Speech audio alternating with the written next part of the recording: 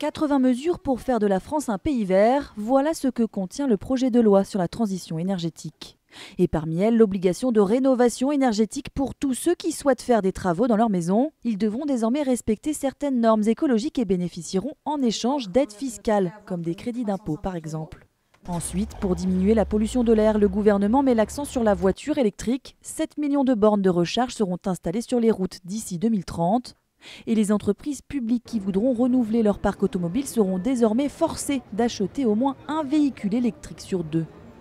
Autre proposition, le doublement du fonds chaleur.